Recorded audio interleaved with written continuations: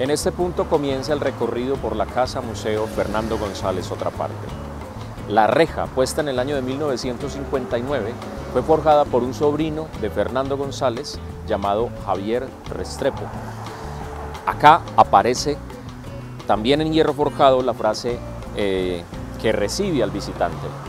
Es una frase en latín que dice "Cabe canem seu domus dominum". Eso quiere decir cuidado con el perro, o sea, con el dueño de la casa. ¿Qué quería decir Fernando con eso? También en su obra lo explica. Nos dice en uno de sus libros que el peor enemigo que uno tiene en la vida es uno mismo. Por eso siempre hay que vigilar el perro que uno es. Así que desde que uno entra a la Casa Museo Otra Parte, y con esta muestra va comprendiendo que acá vivía un pensador, acá vivía un hombre que reflexionaba acerca de la vida y de la existencia. El árbol de agua, como lo llamó Tomás González en su novela La historia de Horacio, una novela que cuenta la historia de Fernando González y sus hermanos en este sector de Envigado, es la segunda pieza que existe en el museo y que nos recibe una vez ingresamos por los pasillos de los jardines. Esta fuente, que es una fuente francesa con unos baldocines arábicos, fue donada por el Cabildo del municipio de Caldas. En una transformación que le hicieron a la plaza, Fernando González, muy inquieto por la desaparición de la fuentecita que adornaba la plaza del municipio, pues le escribió una carta al Cabildo diciéndoles que lamentaba que ya no estuviera. El Cabildo en respuesta se la obsequió para que pudiera disfrutar del árbol de agua en los jardines de Otra Parte. Desde acá tenemos una linda vista de la casa. Podemos observar que a su izquierda está el patio de las azaleas. El patio de las azaleas o el patio del pozo fue diseñado por el maestro Pedronel Gómez. Es uno de los espacios que integra los jardines de la Casa Museo Otra Parte. También vemos que en este frente donde está el balcón, pues hay un pasillo y una puerta. Pero la verdadera entrada de la casa, originalmente la entrada principal de la casa, es por el costado derecho. Así que vamos a ingresar por la puerta principal.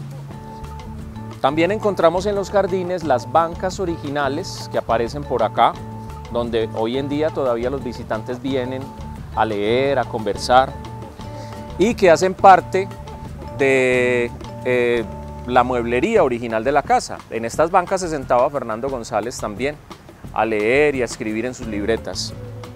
Esta es la entrada principal de la Casa Museo. Por acá ingresaban habitualmente en los años del maestro la mayoría de las personas que venían a visitarlos, como el poeta Gonzalo Arango, como Alberto Aguirre, como Oscar Hernández, como Marta Traba. Hasta el mismo Thornton Wilder, escritor norteamericano, estuvo por aquí visitándolo, entre muchos otros pensadores intelectuales, familiares y vecinos, y niños incluso, que venían buscando en Fernando González pues, su conocimiento, su sapiencia. Aquí encontramos, justo engalanando la entrada, el capitel del dios Pan de la mitología griega, que hace alusión al grupo de los Panídas. El grupo de los Panídas fue un colectivo de artistas e intelectuales antioqueños que fue fundado por allá a principios del siglo XX, en 1915 aproximadamente. León de Greiff es el que toma la iniciativa y reúne a unos personajes como Ricardo Rendón, el caricaturista, el mismo Fernando González, entre otros, para formar aquel grupo de intelectuales irreverentes, librepensadores, grandes artistas y que después dejarían un legado bien interesante también en las artes y en la intelectualidad antioqueña. Por ese tiempo fueron bastante estigmatizados y considerados herejes y decadentes. Así que acá podemos encontrar una leyenda que nos cuenta un poquito acerca de ese momento de la vida de Fernando González, cuando fue apadrinado por Fidel Cano y publicó su primer libro en 1916, Pensamientos de un viejo, que ahora podemos ver el afiche en el segundo piso de la casa. Ya por acá en los corredores encontramos otros detalles interesantes. Resulta que Fernando González consideraba que la casa debería estar integrada con el espacio o con el ambiente exterior, y por esa razón los jardines de Otra Parte llegan hasta el borde mismo de la casa, donde uno puede encontrar las colmenitas de las abejitas adornando los muros y las columnas del corredor exterior, Y también encontramos las cajitas de madera donde los pajaritos aún hoy en día hacen nidos. Se escuchan los cantos de los pájaros desde el interior de la casa, incluso picotean en el interior de la casa buscando las migajas, como lo hacían en los tiempos de Fernando, aún hoy en día los podemos encontrar. En esta banca se sentaba el maestro, se dice que ponía acá su máquina de escribir y en una butaquita más pequeña se sentaba y transcribía lo que había escrito en sus libretas en sus caminatas y en sus recorridos por los jardines. En este espacio y en este corredor encontramos también algunas leyendas que nos hablan un poco acerca de esos nombres que tuvo la finca, la existencia de las abejas angelitas y de personajes tan importantes como Berenguela, Margarita Restrepo, la esposa de Fernando González, una mujer que ha sido descrita como una lectora sensible e inteligente, una mujer bastante culta e importante, y como dijo Alberto Aguirre, por Margarita Restrepo se reconoce la grandeza de Fernando González, una mujer pues bastante importante y que también acá en el museo se le hace homenaje, gracias a que fue la acompañante de Fernando González durante toda su vida y con quien tuvo Fernando 5 hijos, 4 varones y una mujer, Pilar. Aquí encontramos pues en el interior de la casa muebles originales, fotografías, obras de arte. Está por ejemplo la cama donde él falleció, su bastón y su boina está por ahí, están algunos de sus libros también y algunos elementos interactivos nos muestra el museo para que los visitantes puedan tener un acercamiento diferente aprovechando ciertas herramientas de la tecnología. Y por esa razón tenemos, por ejemplo, los audiolibros. Aquí hay un mueble antiguo, muy bello, hecho en madera tallada, en palo santo. Este está restaurado, pero es original de la casa. Y en este espacio se sientan cómodamente nuestros visitantes para poder escuchar estos audiolibros, donde nos van relatando diferentes obras literarias de Fernando González, ¿cierto? Lecturas de Fernando leídas por otros escritores. Y tenemos un menú para poder hacer una selección de lo que queramos escuchar. Así como este elemento, hay otros también que nos cuentan un poquito, nos acercan, digamos de una manera más lúdica, a la experiencia de encontrarnos con Fernando González y su pensamiento filosófico. En esta habitación, por ejemplo,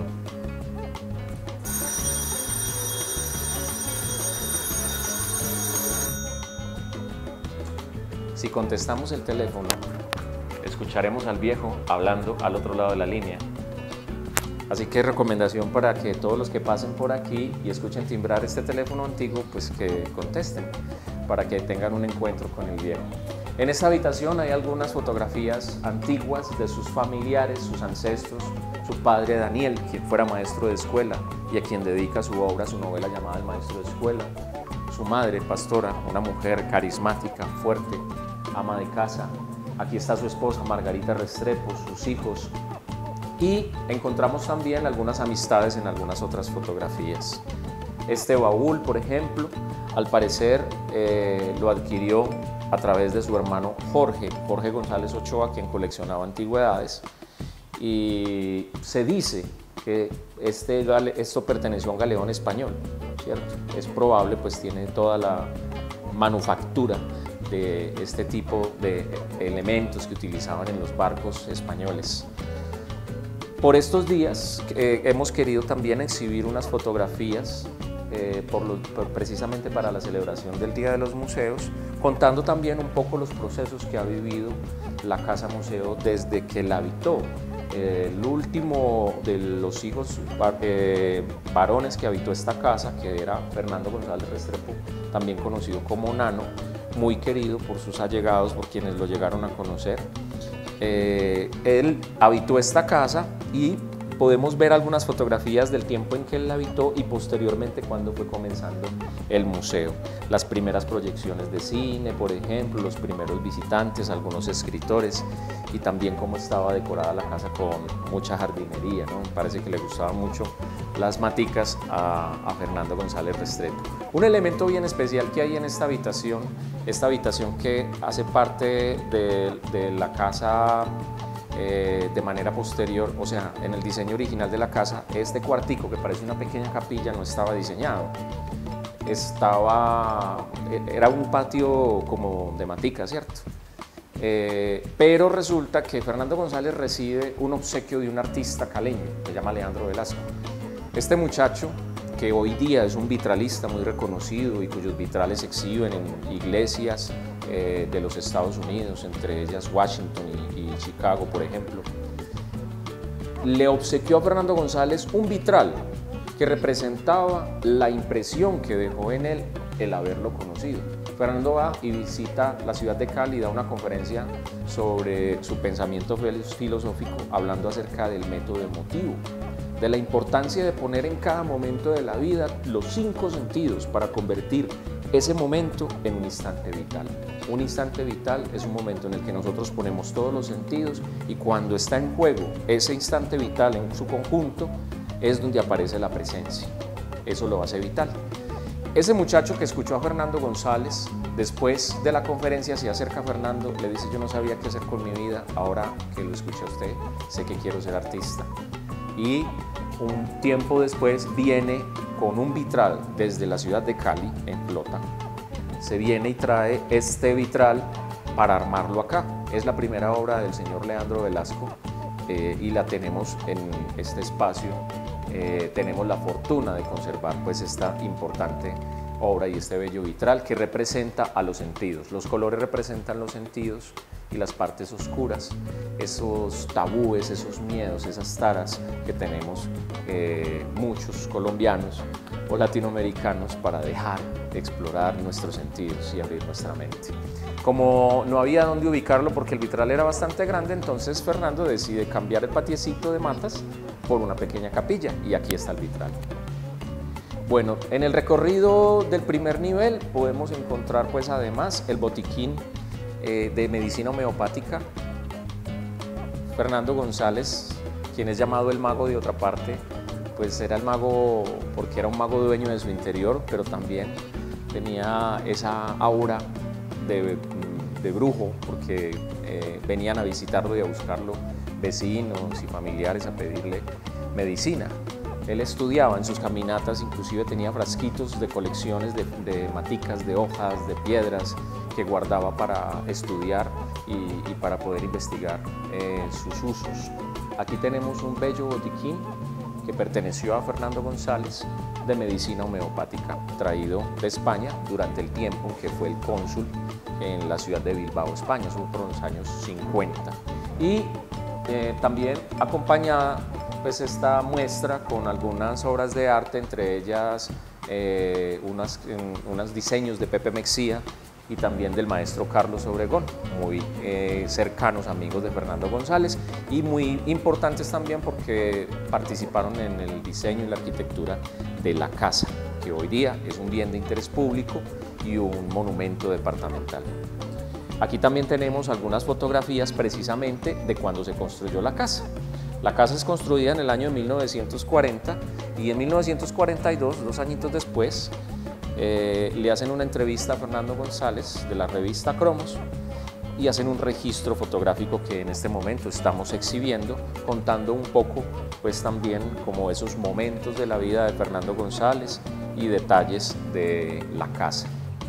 Este comedor, por ejemplo, hecho en una madera ya extinta, una madera llamada para siempre, tallado a mano, con una base en palo santo también tallado a mano, perteneció a Carlos R. Restrepo, expresidente colombiano y un personaje muy cercano a la vida de Fernando González, en un principio porque fue el asesor de su tesis de grado y con él tuvo una gran polémica respecto al título que le puso a su tesis, que fue El derecho a no obedecer. Este año, en el 2019, se están cumpliendo 100 años de la publicación de esa obra de Fernando González, que tuvo que cambiar el nombre Fernando para que le aceptaran la tesis de grado y poderse graduar como abogado. Ese suceso fue con Carlos R. Restrepo.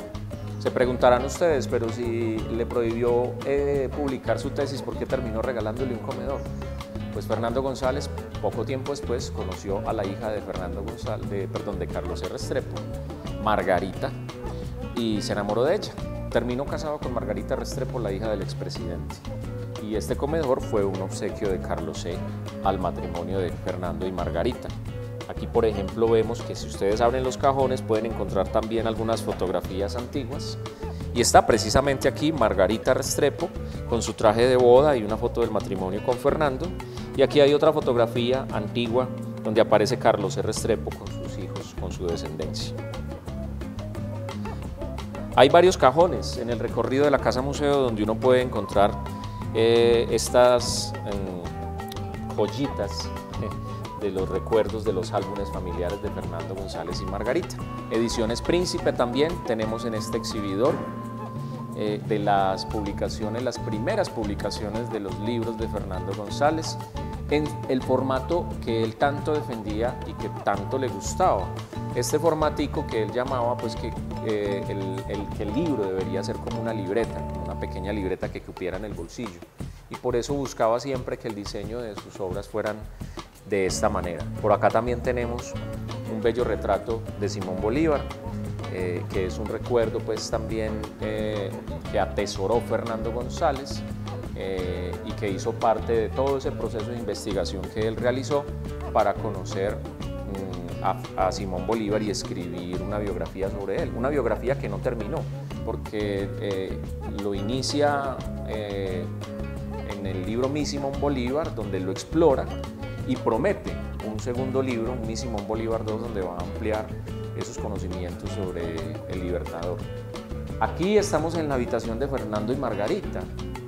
Como pueden ver, es el diseño de un estilo de casa clásica, que hay un arco en la mitad, lo que nos hace pensar que había una cama en cada lado. Después de que tienen sus hijos, normalmente los matrimonios tradicionales pues empiezan a dormir en camas separadas. En este costado tenemos una Virgen ecuatoriana pintada a mano en madera, muy bella, que fue un obsequio que Fernando le dio a Margarita Restrepo. Se dice que Margarita era muy devota de la Virgen. Y aquí tenemos una cama que perteneció a uno de los hijos de Fernando González, la cama de Ramiro. Ramiro es un hijo de Fernando González que muere muy joven, a la edad de 24 años le diagnostican una leucemia y Fernando en su pena se trae a Ramiro para la habitación para brindarle acompañamiento, consolarlo, orar con él, darle la medicina, y Ramiro muere en la cama del papá. Posteriormente hay una historia que cuenta que en el momento en que Fernando González le da el infarto, en el momento de morirse lo van a acostar, que lo van a llevar a su cama, él dice: no, llévenme a la cama de Ramiro. Hay versiones encontradas porque hay nietos también y familiares de Fernando González que dicen que no, que él sí murió en su cama. Pero bueno, son historias que se van formando alrededor de un personaje que de alguna manera nos hablan también un poquito de sus evocaciones. Fernando adoraba a Ramiro y también el hecho de haberle cambiado el nombre a la casa, a la finca, por la colmena de Ramiro, tiene que ver con ese amor que profesaba por su muchacho. Aquí vamos a entrar en un espacio en el que dicen que Fernando González se amaña mucho. Es donde está su máquina de escribir. Así que vamos a entrar con mucho cuidado a ver si de repente tenemos suerte y lo encontramos.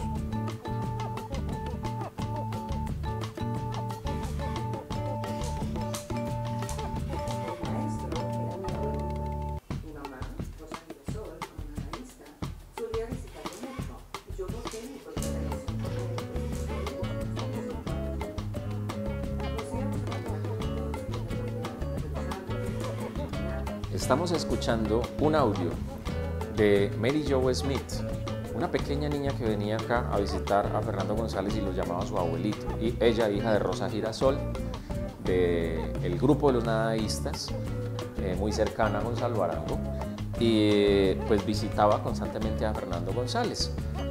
Cuando ella visitaba a Fernando, vio esa pequeña sillita y le encantó.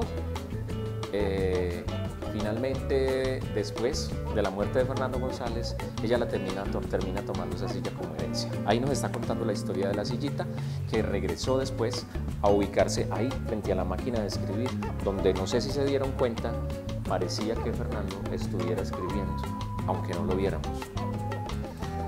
Este último espacio que encontramos en este rincón del primer nivel de la casa era la habitación de Pilar, la hija del medio de la familia de Fernando y Margarita.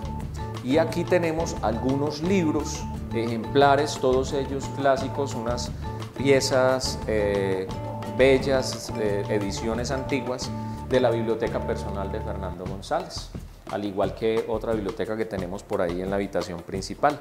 Las sillas mecedoras donde se sentaba Fernando González, muchas veces las sacaban al corredor. Hay fotografías donde se ven Fernando y Margarita conversando en el corredor con las sillitas, y el cenicero, porque nuestro querido Fernando González nunca pudo dejar el piel roja. Por ahí nos cuentan muchas historias, y lo menciona él en sus libros, de los intentos repetidos por dejar el cigarrillo. Esta fotografía que tenemos aquí fue un aporte de la Fundación Éxito, quien la tuvo en su poder durante muchos años, y podemos ver a Fernando González conversando, y a su nieto, Lucas, quien falleció hace poco y quien hizo parte también de la familia de la corporación Otra Parte durante muchos años desde su fundación. Y aquí podemos ver la mirada que tiene como de admiración y de contemplación mientras su abuelo hablaba. Alguna vez le preguntamos a Lucas qué estará diciendo su abuelo, que usted está ahí tan concentrado y tan interesado y tan maravillado. Y Lucas dice, no sé, yo no creo que le estuviera poniendo cuidado, yo creo que estaba esperando que acabara para que me diera la mesada. Muy bien, vamos a pasar al segundo nivel, donde vamos a encontrar otro espacio más de la casa museo.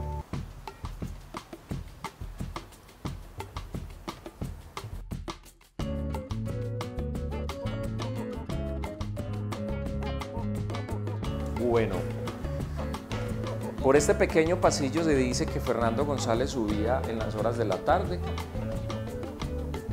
Hay testimonios que cuentan de ello. Y venía a transcribir. También se dice entonces que acá ponía su máquina de escribir y transcribía lo que hacían sus libretas.